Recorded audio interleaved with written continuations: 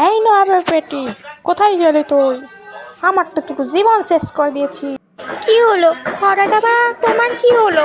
তুমি এরকম ভাবে আসলে, আমার সাথে এসেই ঝগড়া করছো, কিছু কি হয়েছে? বেশি বকবি না নবাবের বেটি। তুই আরেকটা বিয়ে করেছিস, আমাকে বলিসনি কেন? তুই আগে আরেকটা বিয়ে করেছিস।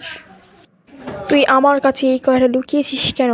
আমার তো তুই জীবন বরবাদ করে দিলি। তুই একেবারে কালো, তাই আমি পছন্দ করতাম না তোকে। আমি পছন্দ করতাম না, তুই একেবারে কালো। আরও তুই আমার জীবনটা বরবাদ করে দিলি।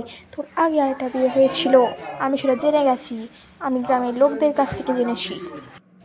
আমার কথা একটু শুনুন, আমি এটা জেনে বুঝে করিনি।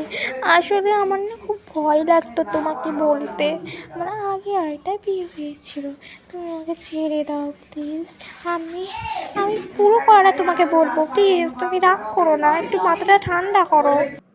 হায় হায় নবাবের বেটি, তোকে আগে আমি সহ্য করতে পারতাম না, আর এখন তুই ডিভোর্সি। আমার পুরো মাথায় পুরো আগুন টকপক টকপক করছে। আমি এখন নাকি শান্ত হব? তোর একটাও আবেগ বুদ্ধি নেই নাকি রে? চলে যায় এখান থেকে। তুমি একটু আমার কথা শোনো। আসলে আমি খুব ভুল করেছি। আসলে আমার সৎ মা আমাকে জোর করে বিয়ে দিয়ে দিয়েছে।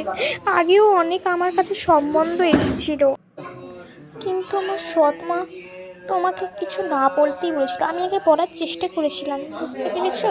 আমি তোমাকে বলেছিলাম আমি ডিভোর্সি, কিন্তু আমার মা সেটা বলতে দেয়নি।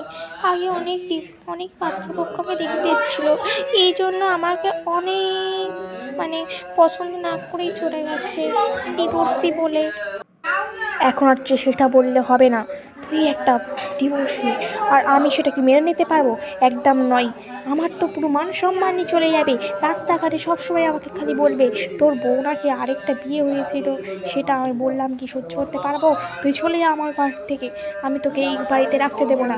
সবাই যদি জেনে যায়, আরও জেনে যায়, পুরো গ্রামের লোক জেনে যায়, তাহলে আমার মান সম্মান থাকবে না। চলে যা তুই এখান থেকে। তুইও একজন বেঈমান, তোর মা বাপ সবাই বেঈমান।